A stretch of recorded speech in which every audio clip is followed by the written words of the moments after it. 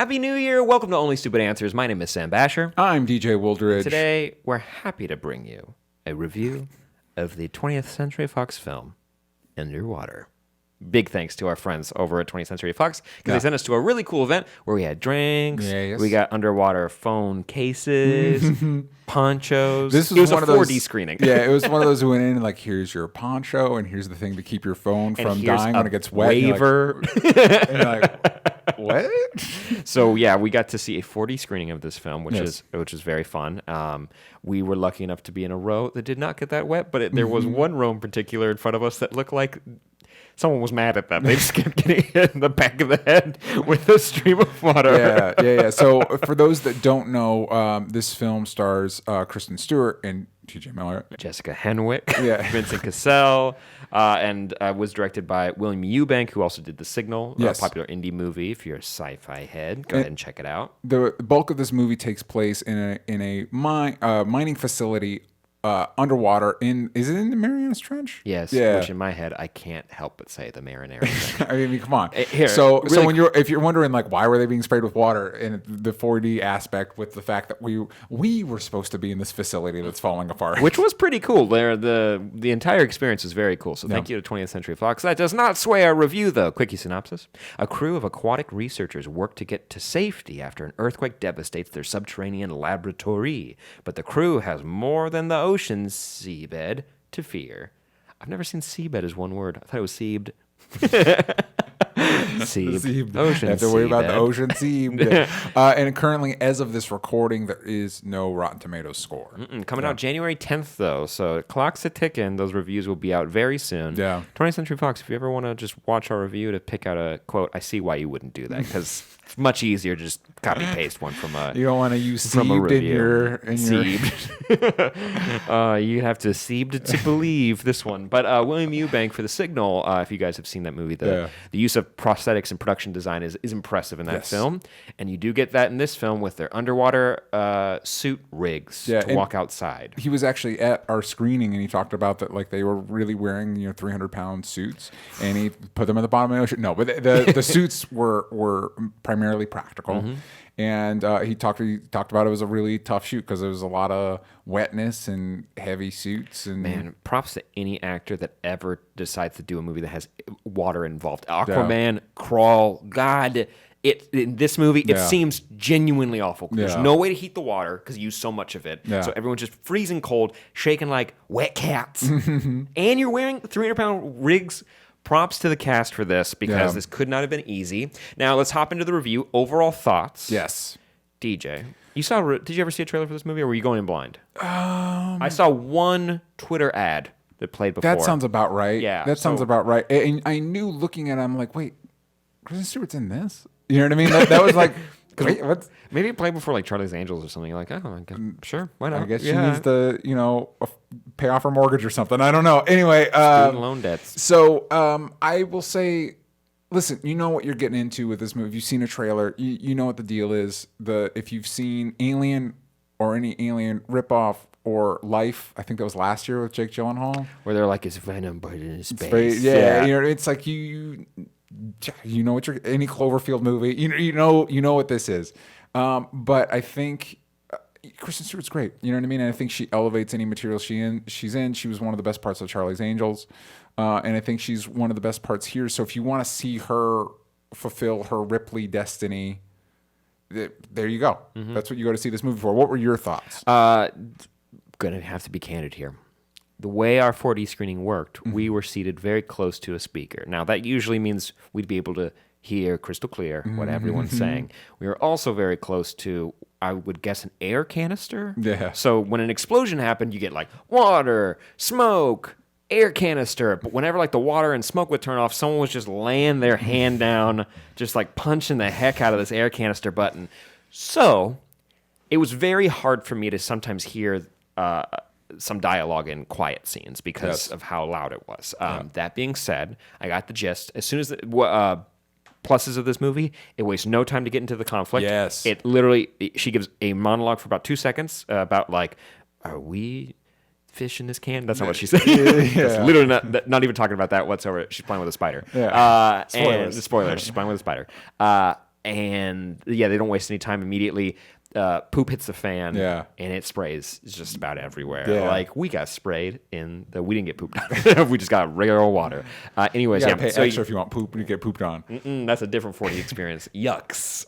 Anyways, I like that they didn't waste time. You meet the crew immediately, and you go. They don't know each other really. They kind of have a rough idea of each person. Yeah. And they all have a rough relationship, but also that doesn't quite matter for this movie. Yeah.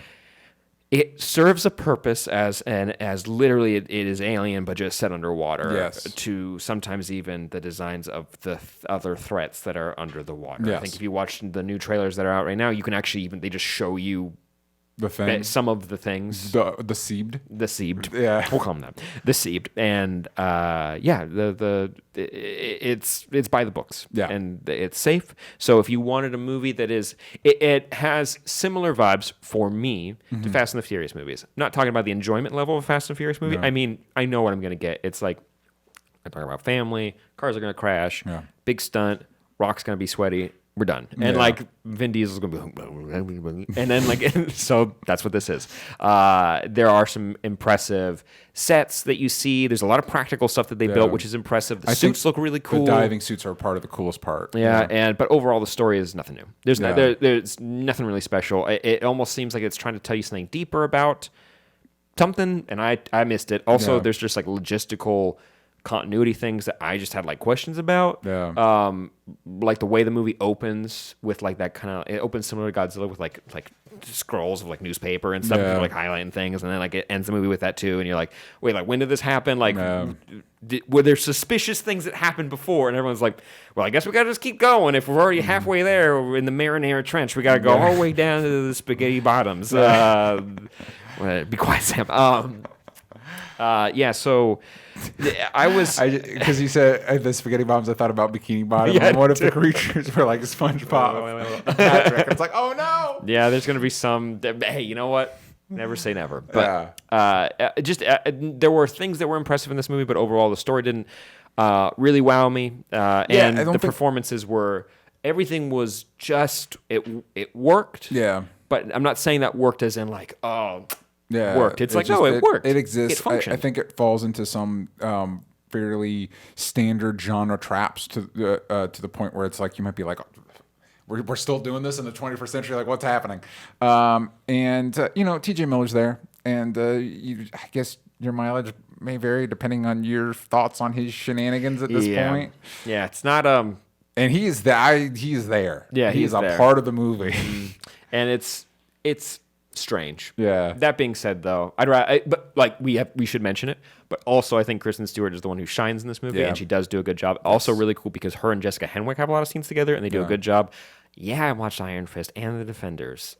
All right, you can watch our reviews for those. She's great in that. She's great in Game of Thrones, and I think you said before that she's going to be in the next Matrix movie. So I'm hoping she has a fairly strong career ahead of her because I think she's a really strong performer, and I think she did good work here. I did too. Yeah. But overall, like, if you wanted kind of like a fun kind of horror-ish action movie to go see the first week of January, this could be it. Yeah, this is that. And if there's a 4D screening, go do it. And it's also not that long, so I think that's why I'm like kind of like forgiving to it a little bit. Like the event was fun, but reviewing the film as itself, it's like an hour 35. Like it's really, it scoots along really fast. And I think I think there's a lot to be said for like leaner, meaner genre movies like this. Like just get to it. Like don't spend a lot of time, especially as things become bigger. This doesn't need to be like a 2.5 hour.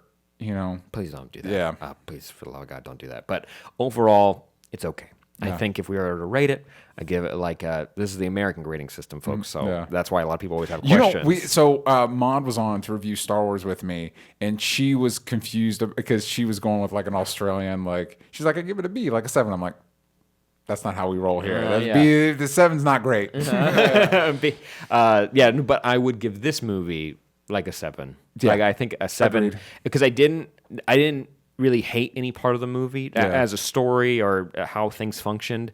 I think a fair critique is there's a lot of you mentioned this, but like there's a lot of shots outside of the facility, this Yeah. drilling facility, and at that depth, water's going to be murky. So Yeah. there's And a lot of scenes where it's like I can't like.